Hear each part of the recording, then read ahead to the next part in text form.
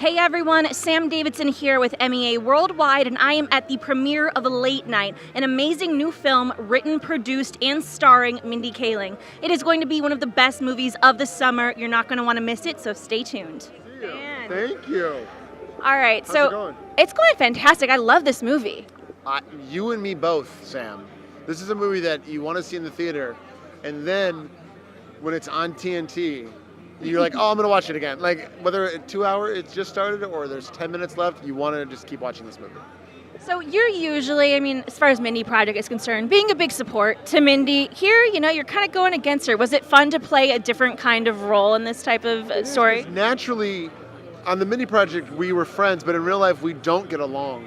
So this was much closer to our real relationship, and it was really nice to really let it all hang out and let her know how I really feel about her. What about you and Emma Thompson? Trying to take her job. I feel like Emma Thompson, I feel like if you asked her what was your biggest takeaway in this movie, she said, Ike Barinholtz taught me some really interesting acting moves. So she's really great.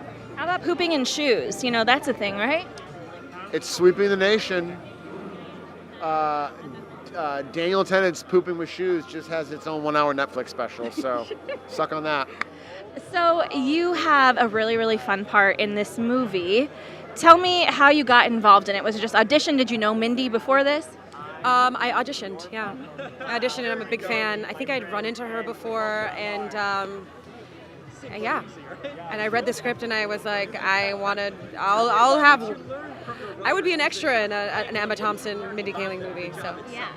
What I loved about your character was that at first you expect it to kind of shoo you away, oh, we're not going to do that. But there is something about being a character like yours that really gets people on board for PR and things like that. Did you explore that a little bit, like that you weren't coming from a bad place, that it was actually something that's very helpful for the role? Oh yeah, publicists are a very important part of all of this, and I think you need them to help you make big decisions. So yeah, I don't think any publicist comes from a bad place, but I think there's just like a lot that you have to wade through, a lot of murky bullshit, and having a publicist helps you cut through it and just kind of like cut to the chase. So that's sort of where I was coming from. Tell me, how did Mindy pitch you this movie and your role? How did you get involved?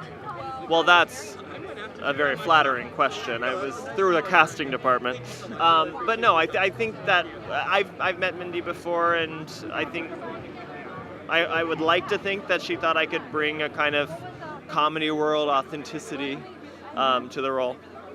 What was your favorite thing about playing your character specifically, and what did you take from him as far as learning in real life? Well, it was kind of nice to confront this part of myself that has been the only gay guy in a room full of straight men, and has kind of clowned for them, or I don't know, kind of treated myself like for their benefit. So it was nice to, and also been rude to other. I haven't been. I am not like this person, to be clear. But no, it was nice to kind of investigate the kind of gay shame in the role. Right. What is it like to kind of have a movie like this come out, but having seen women grow in this industry, did it really hit something with you? Yes, I think it's really cool. I just did Big Little Lies as well. I just did their premiere, and to see Reese and Nicole being the producers, the ones who are driving it, making it happen, a story about women, written by a woman, produced by women, and this season directed by Andrea Arnold, a woman, with, first ADs, female. I loved it. It's about time. It's so boring to me that we still have to ask for equality, that women have to ask to be paid equally and to have agency over their bodies. The fact that we're still having these conversations is baffling to me. What was it like as far as your character transformation by the end of the film? Was that something you could really relate to? Yeah, it's something that I absolutely believe in. I'm glad that, two things. One, that the character is capable of change and tries to exact some change, and then two, just, as a man in today's society, getting to play that character, hopefully taking a little bit of that example myself. So tell me, I know that you wrote this film while you were doing the Mindy Project for 3 years, and you had Emma Thompson in mind the entire time. What was it about her, and was there a specific role that you thought of the entire time that really wanted you to be her to be this role? I had known, obviously Emma has done so many beautiful dramatic performances in movies and has won many awards for them, but she comes from comedy, and I knew that only because I am a huge comedy nerd and an Emma Thompson nerd. And she is so funny in interviews, and she is one of the most nimble comic minds. And I just thought I would love to see her in this juicy of a comic part. And I started to feel like if I didn't write it for her, then maybe it wouldn't happen. And so that's kind of how it all came to be. When I worked on the Mindy Project, I remember talking to Mindy saying, I would love to direct you in a feature. And she was like, I'm thinking about movies. And so, obviously she went on to do a tiny little movie called Oceans and a tiny other one called Wrinkle in Time. and then we hit, with this one, she wrote the script. She really, she didn't take the easy path. She wrote it for the finest actress of our generation. She wrote it for one of the finest writers I know. And she really just delivered, and that is just a joy to watch Mindy succeed.